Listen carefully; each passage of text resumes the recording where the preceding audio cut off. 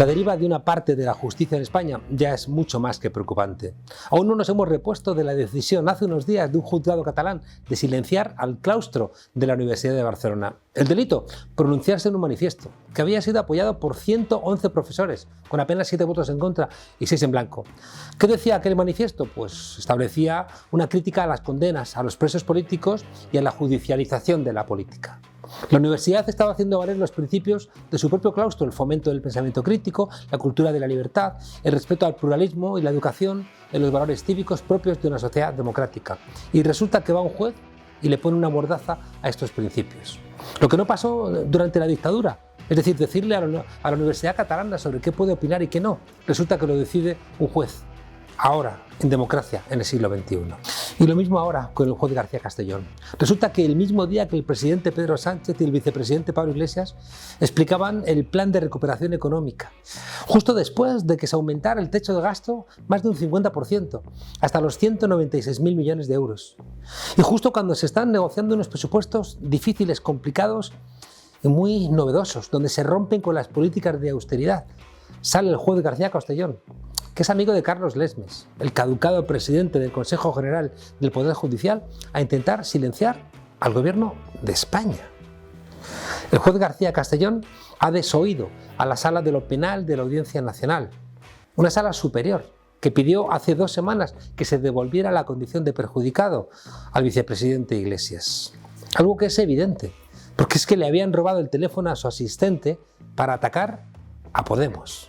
Es curioso porque, además, siendo un juez que siempre ha escuchado mucho a los fiscales, García Castellón no ha consultado en este caso a la Fiscalía para pedirle al Tribunal Supremo que se impute a Pablo Iglesias por asuntos que ya se han demostrado falsos.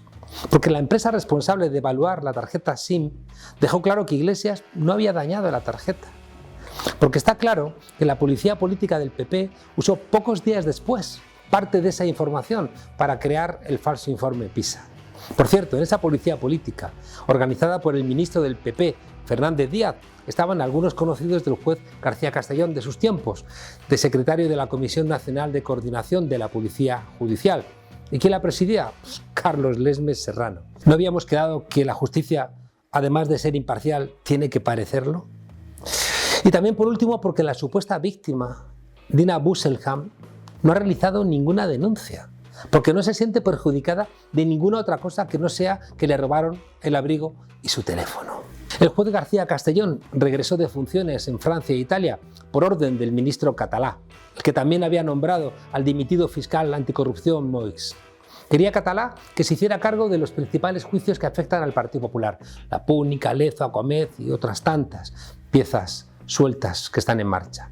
Fue el delincuente encarcelado Ignacio González, expresidente de la Comunidad de Madrid después de Esperanza Aguirre y antes de Cifuentes y Díaz Ayuso, quien en conversación con el que luego también sería encarcelado, el entonces presidente de la Comunidad Valenciana, Eduardo Zaplana, le diría que tenían que lograr que quitaran al juez que le había tocado y que debían poner a García Castellón.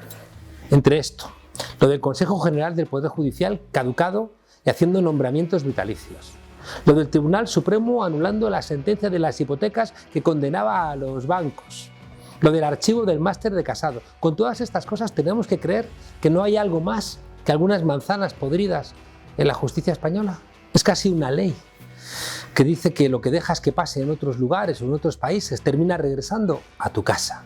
Europa y los Estados Unidos han sido laxos con el cumplimiento del Estado de Derecho en América Latina, en África o en Oriente Medio.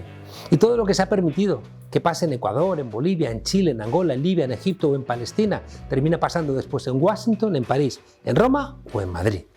Y entonces va el condenado Ignacio González y le dice a Zaplana, que aún no estaba en la cárcel, que venga el titular, que ya me las apañaré yo con García Castellón, coño. Y hoy García Castellón, coño, vuelve a dar oxígeno al PP y a Vox, que no soportan, porque es de lo que estamos hablando, que la izquierda esté en el gobierno de España. Bienvenidos a la frontera, desobedientes.